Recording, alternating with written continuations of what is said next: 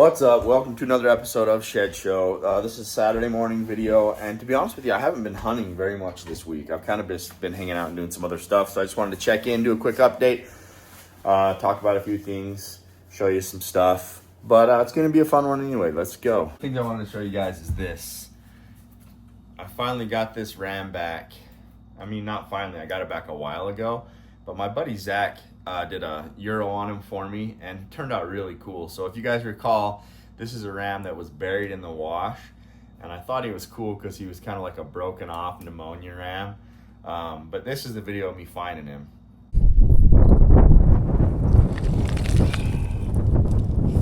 Sweet! Yeah! Way heavy. Way heavy. Like dense. Oh, not a long ram. He's got all that mold on him. Just buried in there for so long. Really good job on the Euro. Unfortunately, one of the things that sometimes happens with these deserts is they do split. I mean, any sheep when you're trying to put a sheath back on, like a horn core, it can split out like that. But man, this turned out really good. I think he's such a cool ram, and I'm excited to get him put up in the house. But got him back. Excellent work done. I actually have to go to my taxidermist today and pick up my other Euro of my Sitka blacktail as well. So a few new artifacts coming home. I also got my wild cow skull back. So that's a bull that I killed in California on a ranch, a feral cow. And this video is on YouTube as well. But this thing had the thickest skull I've ever seen in my life. Like usually this isn't fully fused together, but the bone density on these things is crazy. But I'll link that video in the description if you want to go watch it. All right, so I've wanted to do this segment for a long time.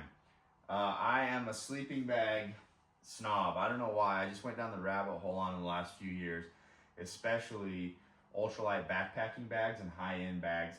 And I've acquired a few of these things, and I want to give you a rundown on my 3 favorites. So these are all high-end bags, right? Maybe we'll do a follow-up to this with some less expensive options. These are pretty top of the line as far as price goes. There are more expensive options than these in the backpacking world, but not much. So that's kind of the rundown. 2 of these are hunting companies. One of these is not really a hunting company. So, I mean, you put your dollars where you want to. That's kind of up to you. And all these have a little bit different use cases, so I'm going to go through them and explain them all to you. So the first one I'm going to talk about is Argali. So this is a 20-degree bag from Argali. It is like an ultralight bag. This is the long. So this is 2 pounds, 1 ounce. And the regular Argali is 1 pound, 14 ounces. So it has some nice features.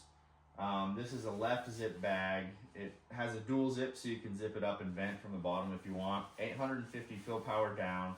It has a hood that you can cinch up for, extra warmth. And then it has an integrated pillow system. It's not included. It's an additional one that you have to buy. But you can add a pillow to it that's has a down top, and then it also has a zipper pocket for a jacket, and it's pretty comfortable when used in this bag. So I know a lot of people get some restriction issues with mummy bags, but the cut on this bag is fairly generous, especially for a backpacking style bag. This is, like I said, a 20-degree. I've slept in it to 20 degrees, and I feel like it does the job. With all of these, it's very critical that you use an insulated sleeping pad when you're sleeping in cold weather. And if you're sleeping on a cot, you're going to get cold regardless. So it has a nice neck baffle so you can seal that cold out. Has a phone pocket inside so you can leave your phone and so your phone doesn't get cold at night. And it stuffs down to 8 by 14.5 inches. So that's probably my pick for a true ultralight warm to cool weather bag, just because of the size and the packability of it. And you can just tell it's high-end materials. It lofts up really well and it compacts really small. So there's the Argali. That one runs about $585 for the regular, up to about $600 for the long. So there's that one. Next up is this Peak Solace 15. So this bag is unique in a lot of ways. One being that it's a center zip, but it also has armholes, which if you're claustrophobic or if you don't sleep well in a mummy bag, this can be an absolute game changer. I found that having those armholes is just huge for my comfort and being able to roll around at night and being able to position myself. Like I like to sleep with my head like hugging a pillow or my hands like this. And so this bag I know has solved problems for a lot of people who struggle with the comfort of a traditional mummy bag. It is a little bit heavier. It's still pretty light. This one is the wide, which I think the wide is the biggest one, the regular wide. So this one runs $6.95. It's an expensive bag, and you do give up a little bit of the weight. So the regular wide is 40 ounces. So you're talking like 2 pounds, 8 ounces. It's about the same for the tall, and then the regular is 37.5 ounces. So just over, 2.5 pounds.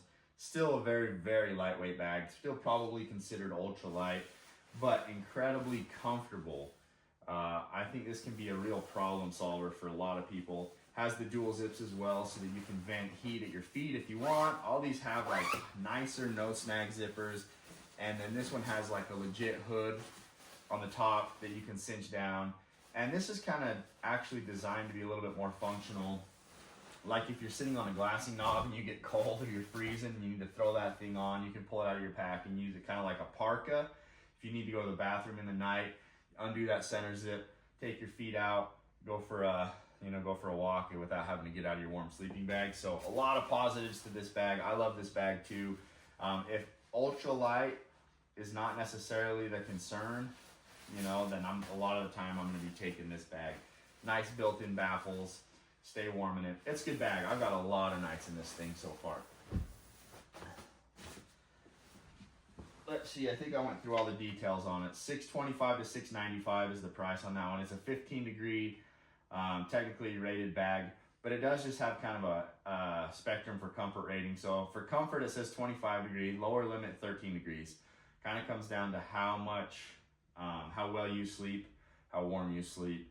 So you can kind of do that. Obviously, that's paired with an insulated sleeping pad. So last one we have here is kind of like, this is kind of like my bucket list bag because it's super expensive.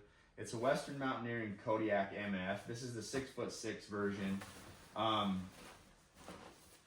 And it's the bag like I always wanted, but never could convince myself to pull the trigger on because it's $875 for this version right here.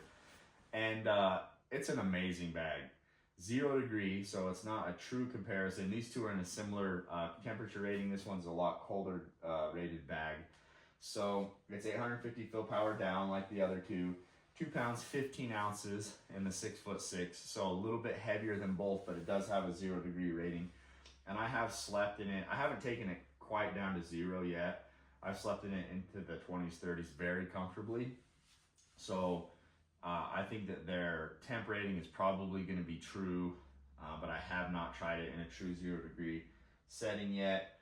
The good thing about this bag is it's wider cut than most mummies. Like, I don't know if you guys can see that or not, if it's easy to tell, but with as much room as there is in the shoulders here, I can roll around inside of this bag very comfortably. I can sleep on my side. And for whatever reason, I don't know if it's the slickness of the material, but the bag stays put. I can roll inside of it. I can sleep on my stomach even in this bag, and it stays where it's supposed to be. So for that reason, plus the warmth and the weight, like, I love this bag. Like, this bag just feels luxury. It feels quality. It's not quite as feature rich as some of the other ones because they really do make this mostly about weight savings. But for a 0 degree bag to be under 3 pounds, I think it's a really, really sweet bag. Western Mountaineering, they make really incredible stuff, mostly for backpackers, but they do actually sell some bags that are kind of engineered towards hunters as well. And a great company and a great product. Everything's hand sewn in the USA, so that's pretty cool too. So that's a breakdown on my 3 favorite sleeping bags. And I know kind of like when we get into gear reviews and we get talking about like this versus that or this versus the other, that people are like, what's your favorite? What's your favorite? Well, I'm probably always going to have several sleeping bags and pick the one that works best for a given situation. And you wouldn't go wrong with any of these bags being your only dedicated bag. So Archery also makes this in a 0 degree, which is obviously just kind of a similar configuration, but more down.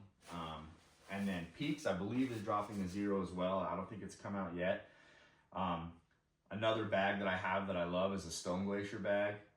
It's a down bag. They make a 0 and a 15 plus a quilt, and those are phenomenal as well. I've ran that Stone Glacier for many years. So within the hunting industry, there's lots of good options. These ones right here are my go-tos, and they're the ones that I'm using now. So anyway, just kind of an interesting to me little segment. If you guys have any questions about these bags, drop them in the comments if you want to know more about them, and I'll be happy to answer anything that I can.